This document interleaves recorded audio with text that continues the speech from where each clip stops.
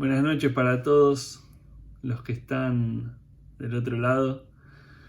Vamos a comenzar esta noche con el estudio de la carta a los Filipenses. Atrás quedó la carta a los Gálatas y todas las cosas que estuvimos aprendiendo. Y vamos a ver que en los escritos de Pablo muchas cosas se repiten. Y hay un concepto que se repite a lo largo de prácticamente todos los escritos de Pablo y es vivir en Cristo. Y eso Pablo lo repite porque era parte de su realidad y lo repite porque quería que otros también lo experimentaran. Antes de meternos de lleno en lo que tenemos para meditar en esta noche, no podemos dejar pasar el eje central que tiene Filipenses, que está en el capítulo 1, en el versículo 21, y Pablo dice: para mí el vivir es Cristo y el morir es ganancia. No es lo que vamos a estudiar hoy, pero sin ese eje principal, muchas de las cosas que vamos a ver no se pueden entender. Sin ese eje principal, lo que Pablo diga puede que hasta nos suene ilógico. ¿Por qué decimos esto? Porque vamos a ver la carta de un hombre que le está escribiendo a personas a las cuales él cuenta que las ama con todo su corazón. Y no solo que las ama, sino que las anima. No solo que las anima, sino que las ayuda a estas personas. Las alienta. Les dice que copien el ejemplo del Señor Jesús. Les dice que sean humildes. Les dice que tengan presente que hay un premio. Les dice que tienen que tomar el ejemplo del Señor Jesús y termina su carta diciendo que Él está satisfecho. Y todas estas cosas podemos pensar que Pablo las dijo tirado en una playa, tomando un vasito de jugo y escribiendo en su computadora: para mí el vivir es Cristo, enter, y el morir es ganancia, enter. No. Pablo está escribiendo todas estas cosas desde la cárcel. Por eso, si no vemos esta carta con la óptica de que la vida de Cristo, la vida de Pablo era Cristo, hay muchas cosas que no se pueden entender. Y Pablo les escribe esto porque él quería que los de Filipenses pudieran experimentar lo mismo que él estaba experimentando. Todas estas cosas se pueden experimentar aún estando en la cárcel, cuando la vida es Cristo. Jesús era su vida. Y sería impensado que en estas circunstancias alguien sacara algo positivo, a menos que Jesús sea la vida. Y Pablo está relatando cosas positivas desde la cárcel, porque Jesús era su vida. Y que Jesús sea la vida de Pablo lleva indefectiblemente a que otras cosas ocupen otro lugar. Que Jesús sea lo más importante en Pablo hace que muchas otras cosas pierdan importancia. Y eso mismo es lo que dice Mateo en el capítulo 6, en el versículo 33, busquen primeramente el reino de Dios y su justicia, y todas las demás cosas van a ser añadidas. Y Pablo se había encargado con su vida de buscar el reino de Dios. Y Dios se encargó de que todas las cosas le fueran añadidas. Por eso puede decir, terminando esta carta: estoy satisfecho, estoy lleno, aún estando en la condición de estar preso en la cárcel. Para mí el vivir es Jesús, dice Pablo. Y permanecer en Cristo, hermanos y hermanas, es la clave. Es lo que después dijera el Señor Jesús en Juan capítulo 15, permanezcan en mí. Y estos conceptos que vamos a ver en Filipenses cobran sentido cuando estamos en Cristo, cuando vemos la vida como Dios quiere que la veamos. ¿Cómo una persona puede escribir todas estas cosas? Hay una sola razón y es la que vimos en Gálatas, y es que su yo estaba crucificado. Ya no vivo yo, ahora vive Cristo en mí. Ahora su vida era Cristo. Y estar con Cristo y permanecer en Cristo es mucho mejor que cualquier cosa a la que podamos aspirar en la vida. Muchísimo mejor. Y estar en Cristo puso 3 cosas en su debido lugar en la vida de Pablo. Lo primero que puso en su lugar fue su persona, lo segundo sus diferencias y lo tercero sus objetivos. Y vamos a ver estas 3 cosas en los primeros 7 versículos, pero vamos a leer el primer versículo, una parte del primer versículo de Filipenses 1 dice: Pablo y Timoteo, siervos de Jesucristo. La presentación que hace Pablo de sí mismo y de Timoteo es muy clara. Pablo y Timoteo, siervos de Jesucristo. En otra traducción dice Pablo y Timoteo, esclavos de Jesucristo.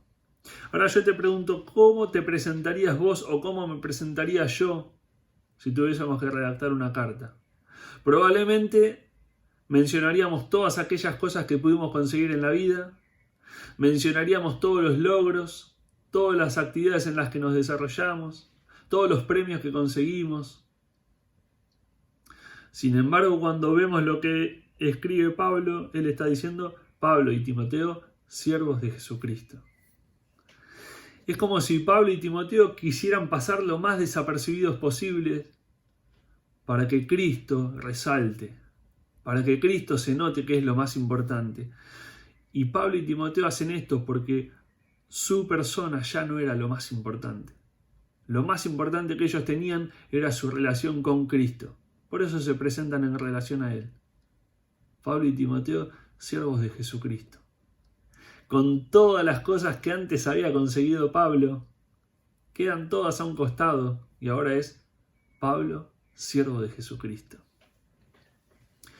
Y este mismo concepto es lo que Juan en el capítulo 3, en el versículo 30, dice, es necesario que Cristo sea cada vez más grande en mi vida y yo cada vez más chico. Que la persona de Cristo sea cada vez más importante en nuestra vida y que nuestra persona sea cada vez más chica. ¿Qué es lo más importante en nuestra vida? Hoy, siglo XXI, Pablo te presentaría de la misma manera. Pablo, estoy seguro que nos diría sí, porque Cristo sigue siendo lo más importante. Entonces, el primer punto es que estar en Cristo hace que Pablo y la persona de Pablo tomen un segundo lugar. Ya no era lo más importante lo que a él le interesaba, no era lo más importante lo que él buscaba. Ahora lo más importante era la persona de Cristo. Su persona había quedado en un segundo lugar. Y lo segundo que vamos a ver son las diferencias. Las diferencias quedan a un costado. Y dice este primer capítulo, el versículo 1 sigue y dice: Pablo y Timoteo, siervos de Jesucristo, a todos los santos en Cristo Jesús que están en Filipos, con los obispos y diáconos. Pablo les está escribiendo y le dice a todos los que están en Cristo Jesús. Vuelve a repetir ese concepto. Y es muy parecida al saludo que hace en la primera carta a los Corintios. En el capítulo 1 dice: a la iglesia de Dios que está en Corinto, a los santificados en Cristo Jesús, llamados a ser santos, con todos los que en cualquier lugar invocan el nombre de nuestro Señor Jesucristo, Señor de ellos y nuestro. ¿Qué está dejando a un costado Pablo acá? Está dejando de lado las diferencias. Está dejando de lado las diferencias pasadas porque años atrás perseguía a la iglesia, perseguía el nombre de Cristo, lo está dejando a un costado. Y está dejando de lado las diferencias presentes, porque a la iglesia de Corinto le dice: ustedes no son ni de Pablo, no son de Apolos, no son de nadie. Lo más importante es Cristo. Entonces, Pablo había dejado de lado las diferencias. Y lo más importante era Cristo, y a los ojos de Dios todos somos iguales, y en Cristo todos podemos vivir la vida que Dios diseñó. Una vida de amor, de gozo, de paz, de paciencia, de benignidad, bondad, fe, mansedumbre y templanza. Todos podemos vivir esa clase de vida que Pablo estaba escribiendo y que Pablo estaba desarrollando en esta carta a los filipenses. Porque es la clase de vida que Dios preparó para el pueblo que Cristo ganó con su sangre. Ese pueblo que somos nosotros, todos los que invocan el nombre del Señor en cualquier lugar, ese pueblo puede vivir la vida en Cristo que Pablo está relatando que era una realidad en su vida. No es que era para algunos, sino que estaba disponible para todos. Y hoy en día sigue estando disponible. Hoy en día sigue estando esa vida abundante que Dios promete. Y el Señor Jesús, teniendo el primer lugar en nuestra vida, hace que muchas diferencias queden a un costado. Muchas diferencias van a quedar a un costado. Efesios en el capítulo 2, en el versículo 16, dice que mediante la cruz hay reconciliación. Hay reconciliación nuestra con Dios y hay reconciliación nuestra con el prójimo. Eso hace la cruz. Entonces, si yo tengo algo contra un hermano, si tengo odio contra un hermano o una hermana, quiere decir que estamos lejos de la cruz, porque en la cruz hay reconciliación.